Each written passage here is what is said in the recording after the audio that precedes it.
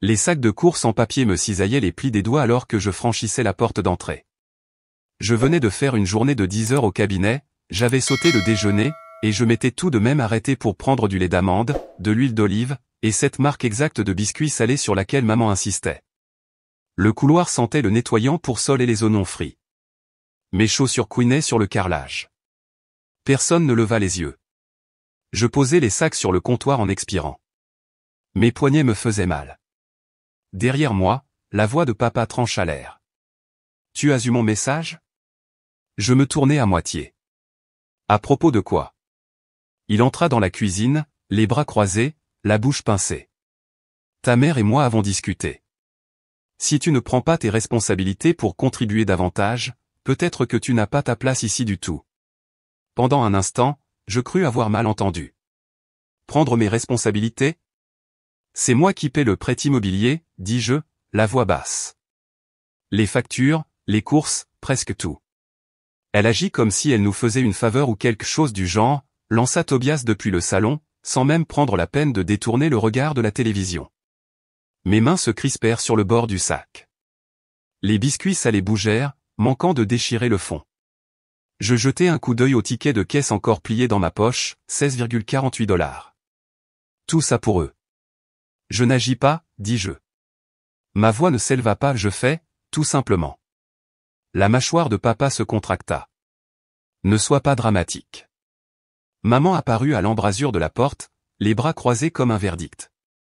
Nous voulons juste que chacun fasse sa part. J'ai fait plus que ma part. Alors pourquoi a-t-on toujours l'impression que tu te retiens ? Quelque chose dans ma poitrine se changea en pierre. Je lâchai le sac. Il s'affaissa sur le comptoir avec un bruit sourd. Je sors à peine du travail, dis-je. Mais très bien. Vous en voulez plus ? Je vais vous donner quelque chose. Il me regardait comme si j'allais crier, comme si j'allais pleurer. Je ne fis ni l'un ni l'autre. Je me dirigeai vers la porte, je l'ouvris, et avant de sortir, je dis doucement, alors cette maison n'a plus de fille nommée Narina. On m'a élevé en me faisant croire qu'être fiable était la même chose que d'être aimé. S'il pouvait compter sur moi, je comptais. Si je répondais présente, j'avais ma place. Cela a commencé doucement. J'avais 16 ans la première fois que j'ai payé une facture de service public. Maman avait accidentellement dépassé le découvert autorisé du compte, encore une fois. J'ai utilisé une partie de mon salaire de l'épicerie pour que l'électricité ne soit pas coupée. Elle m'a embrassé le front et a dit, « Tu es une si bonne fille. Tu prendras toujours soin de nous. » Cette phrase devint une prophétie. À 25 ans, je payais le Wi-Fi, l'eau et la plupart des courses sans qu'on me le demande.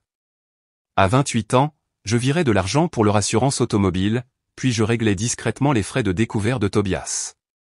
Il avait un nouveau téléphone à chaque Noël, je n'avais pas changé le mien depuis 4 ans. Un mois où les ordonnances de papa n'étaient pas couvertes, j'ai traversé la ville pendant ma pause déjeuner pour aller les chercher. Personne ne m'a remboursé. Personne ne l'a proposé. La famille se soutient mutuellement, disait maman, avant d'envoyer une liste de courses à faire.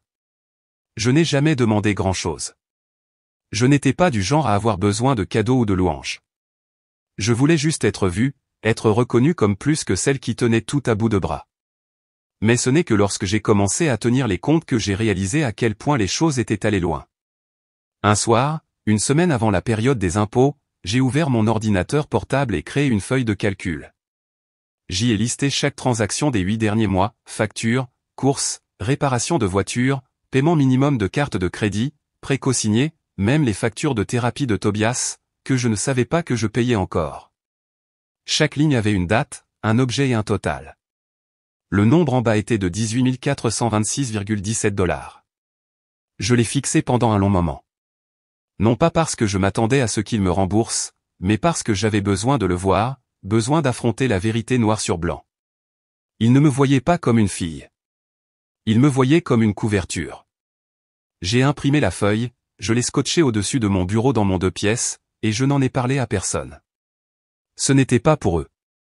C'était pour moi un rappel silencieux que je ne surréagissais pas, que ce n'était pas juste quelques petites choses ici et là, que je n'avais pas tort de me sentir épuisé. Ce soir-là, je me suis fait un thé et j'ai regardé la pièce autour de moi. L'endroit était calme, un peu trop calme, mais je savais que je devais m'y habituer car le silence, contrairement à l'obligation, n'exige pas de remboursement. Le bail était à court terme. La moquette était usée, et les murs étaient d'une nuance de beige que personne ne pouvait nommer, mais l'endroit était à moi. J'ai emménagé avec 2 valises, une cafetière et une étagère qui m'a pris 1 heure à monter toute seule. Personne n'a proposé d'aider, et pour la première fois, je ne me suis pas senti blessé par cela. L'absence ressemblait à de l'espace pour respirer, de l'espace pour exister. Les textos arrivaient 1 jour sur 2. Ceux de maman étaient longs et sinueux, entremêlés de culpabilité. Ceux de papa étaient brusques, appelle ta mère. As-tu vérifié le courrier? Tobias n'envoyait de texto que lorsque quelque chose était cassé, généralement suivi d'une demande Venmo. Je n'en ai bloqué aucun. J'ai juste désactivé les notifications. Laissant le silence s'étirer entre nous comme un nouveau langage que j'apprenais, un langage où je n'avais pas à traduire l'épuisement en gentillesse.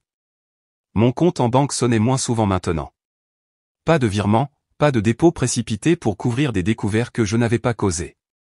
J'ai recommencé à suivre mes propres dépenses, des petites choses comme de la tisane, un nouveau rideau de douche, des courses qui n'incluaient les préférences de personne d'autre. Le soir, je me préparais à dîner de vrais repas, rien de surgelé, rien de précipité. Je mettais de la musique douce pendant que je cuisinais. Je ne vérifiais pas mon téléphone. Je n'avais pas à me demander ce qui m'attendrait sur l'écran. Certains soirs, je restais allongé dans mon lit à écouter simplement le vrombissement du ventilateur de plafond. Mon corps, pour la première fois depuis des années, n'avait pas l'impression de se préparer à quelque chose. Personne ne frapperait. Personne ne ferait irruption. Personne n'avait besoin de rien. J'ai commencé à dormir toute la nuit, des heures pleines et ininterrompues. 8 heures se sont transformées en 9 le week-end. Il n'y avait ni applaudissements, ni public, juste le son silencieux d'une vie qui se reconstruisait, une respiration à la fois. Je gardais la feuille de calcul sur mon bureau, mais je ne l'ouvrais pas souvent. Je n'avais plus besoin de voir les chiffres pour me souvenir de la vérité. La distance avait accompli ce que la confrontation n'avait pas pu faire, elle m'avait donné l'espace pour cesser de jouer un rôle. Un vendredi matin, j'ai vérifié la météo et décidé d'aller au travail à pied. La brise semblait honnête. Elle ne me devait rien, n'exigeait ni gratitude ni soumission. Et quand mon téléphone a de nouveau vibré, un autre message de la maison, je n'ai pas tressailli. Je l'ai simplement glissé dans mon sac et j'ai continué à marcher.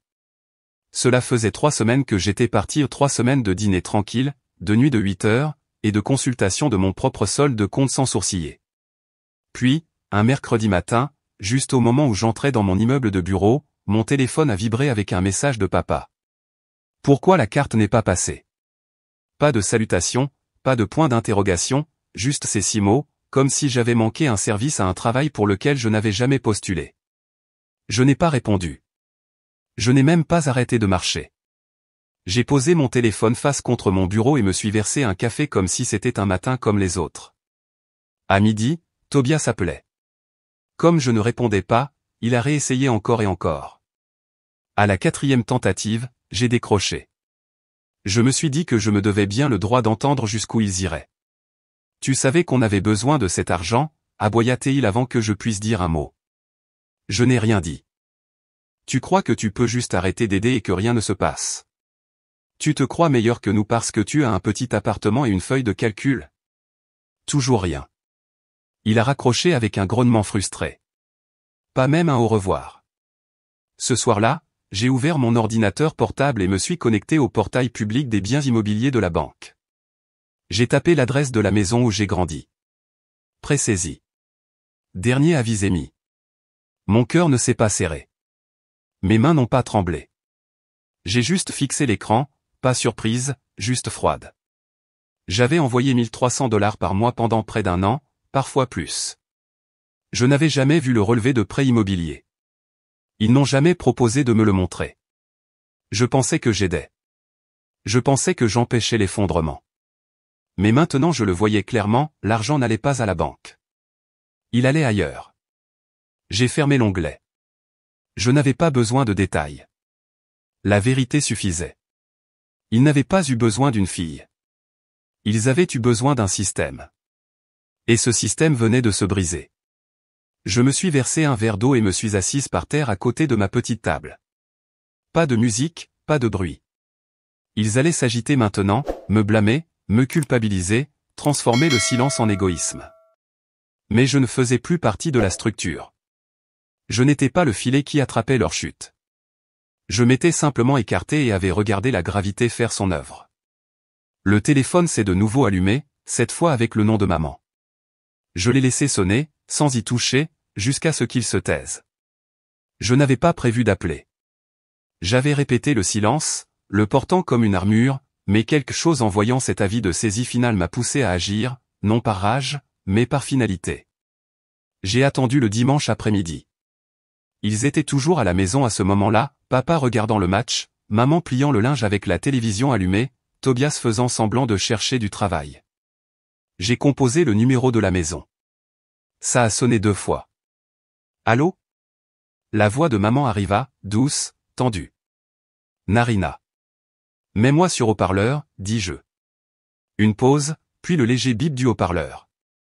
En arrière-plan, j'ai entendu le grincement familier de la chaise de cuisine, une canette de soda qu'on ouvre, le bruissement de papier. Je suis là, dit papa. Pareil, marmonna Tobias. J'inspirai une fois, calmement. Où est passé l'argent? Silence. Quoi? Demanda maman, comme si elle n'avait pas entendu.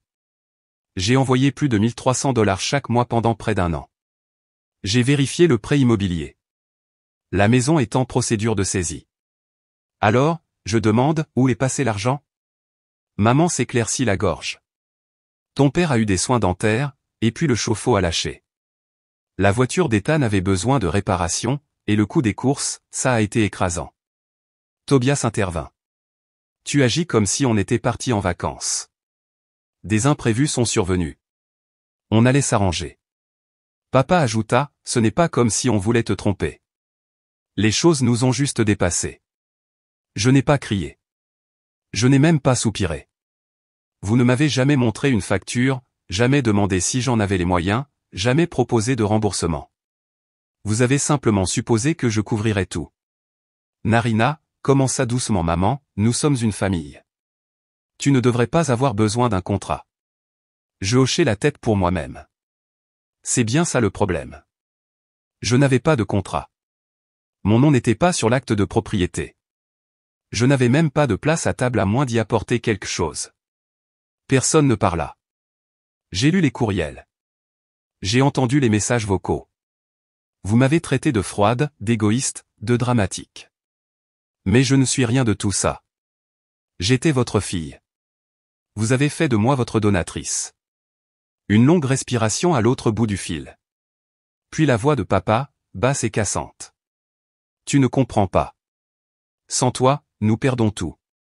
Je regardais par la fenêtre le modeste arbre qui se balançait devant mon appartement. Non, dis-je tranquillement. Vous avez tout perdu au moment où vous avez commencé à me voir comme un bilan comptable. J'ai appuyé sur la touche fin. Pas par haine, pas par colère, juste par achèvement, le genre qui n'a besoin ni d'applaudissements ni de permission. J'ai posé le téléphone face contre la table et j'ai attrapé l'enveloppe que je n'avais pas encore ouverte, celle avec mon nom et leur adresse d'expéditeur. L'enveloppe était plus fine que ce à quoi je m'attendais. À l'intérieur se trouvait un dernier avis, des mots comme en souffrance, en défaut et une procédure d'expulsion à imprimer en gras. Mon nom ne figurait nulle part sur l'acte de propriété, mais pourtant, la lettre avait trouvé son chemin jusqu'à moi, comme s'ils avaient voulu que je la voie, comme s'ils avaient besoin que je ressente un dernier frisson de culpabilité. Je l'ai pliée une fois, puis une autre, et je l'ai déchirée en 2. Il n'y avait plus de chaleur, juste une compréhension silencieuse que ce n'était pas à moi de porter cela. Ça ne l'avait jamais été. J'ai ouvert notre ancienne conversation de groupe. Le fil s'étendait sur des années, des photos de gâteaux d'anniversaire que j'avais payés, des reçus de courses, des émojis passifs-agressifs, des demandes sèches. J'ai fait défiler jusqu'à ce que mon pouce me fasse mal. Puis je me suis arrêté. Une seule ligne. Je ne suis plus votre plan de secours. Adieu. Je l'ai envoyé. J'ai quitté le groupe. Puis je les ai tous bloqués, maman, papa, Tobias. Le téléphone devint immobile. Pas silencieux. L'immobilité est différente. Le silence est une attente. L'immobilité est une acceptation. J'ai fermé l'application bancaire que j'avais laissée ouverte et j'en ai ouvert une autre, juste pour moi. Je l'avais créée quelques mois auparavant, sans savoir si je l'utiliserais un jour. Elle n'avait aucun paiement lié, aucun virement sortant, juste des dépôts des petits, jusqu'à aujourd'hui. Je suis allé à la boutique du coin devant laquelle je passais toujours en allant au travail, le genre d'endroit que je considérais autrefois comme trop indulgent. À l'intérieur, j'ai essayé une paire de chaussures en cuir souple. Elle m'allait. J'ai payé la totalité. Pas de réduction, pas de culpabilité. En sortant, je ne me sentais pas comme quelqu'un qui fuyait quelque chose. Je me sentis comme quelqu'un qui revenait à soi. Plus tard dans la soirée, je me suis préparé un dîner pour une personne. Je me suis versé un verre de vin et j'ai allumé une bougie que je gardais depuis Noël dernier. La flamme vacillait de manière stable, comme si elle savait que quelque chose de définitif s'était installé. La feuille de calcul était toujours accrochée au-dessus de mon bureau, mais je n'en avais plus besoin pour me le rappeler. La limite n'était pas dans les chiffres, elle était dans la respiration que je prenais désormais sans tressaillir. Ils appelleraient ça de la trahison, de l'abandon, de l'égoïsme. Laissons-les faire. J'avais donné mon temps, mes revenus, mon énergie jusqu'à ce que je sois vidé. Maintenant, j'avais donné une dernière chose, un adieu net. Et l'espace que cela laissait derrière était exactement de la taille de la paix. Alors que je me pelotonnais sur le canapé, avec les nouvelles chaussures à côté de la porte, j'ai ouvert un nouvel onglet sur mon ordinateur portable, un que je n'avais pas osé ouvrir depuis des années, et j'ai commencé à chercher des vols. La table de la salle à manger était petite, mais elle contenait plus qu'assez, une mijoteuse de lentilles, la célèbre trempette aux épinards de quelqu'un, des tranches de pain de maïs encore chaudes dans le papier d'aluminium. Des rires provenaient de la cuisine alors que Nora et Gérald se disputaient pour savoir qui faisait le meilleur chili. Ma contribution reposait modestement au centre, des carrés au citron fait maison. Je n'avais rien organisé depuis des années, non pas parce que je ne le pouvais pas, mais parce qu'il ne m'était jamais venu à l'esprit que les gens pouvaient venir sans rien attendre de plus qu'une place et une histoire. Nous nous sommes assis en tailleur sur le sol, les assiettes en équilibre sur du papier journal, les serviettes pliées juste assez pour paraître attentionnées. Il faisait chaud pas seulement dans l'appartement, mais le sentiment sans contrainte, simple. À un moment donné, quelqu'un a demandé pourquoi je ne parlais jamais de ma famille. C'était désinvolte, pas indiscret, juste de la curiosité. J'ai marqué une pause, puis j'ai souri. Il vaut mieux que certaines histoires restent closes, ai-je dit. Personne n'a insisté. Ils ont simplement hoché la tête et continué à manger. Plus tard dans la nuit, après que la vaisselle fut rincée et que les rires se furent estompés dans le doux vrombissement de mon appartement, je me suis versé une tasse de tisane à la camomille et je me suis assise près de la fenêtre. Le romarin dans la jardinière à côté de moi commençait enfin à germer. Les feuilles étaient encore petites, mais elles sentaient fort lorsqu'on les écrasait entre les doigts. J'avais commencé à planter des choses au printemps, non seulement des herbes, mais aussi des habitudes. Le samedi, j'allais au marché fermier. Le mercredi, je prenais un cours de yoga. Certains matins, je marchais avant le travail sans vérifier mon téléphone. Et dans les moments calmes entre tout, j'écrivais des listes, des livres que je voulais lire, des endroits où je voulais aller. Le Maine était en haut de la liste. Je n'y connaissais personne. C'était le but. Cela semblait être un endroit où le silence serait pittoresque, et non lourd de sens. L'argent que j'envoyais autrefois pour sauver la maison de quelqu'un d'autre construisait maintenant tranquillement un chemin vers quelque chose d'entièrement à moi, un voyage en solo, un nouveau manteau, un meilleur matelas, des choses qui ne nécessitaient pas de justification. Je pensais autrefois que foyer signifiait un sang partagé, des murs partagés, des obligations partagées. Maintenant, je savais mieux. Le foyer, c'était là où je pouvais respirer. C'était dans le romarin sur mon rebord de fenêtre, dans le texto de Nora demandant ma recette de carré au citron, dans le doux vrombissement d'un ventilateur de plafond qui n'était accompagné ni de tension ni d'attente. C'était dans la quiétude après le départ des gens, quand rien ne semble brisé.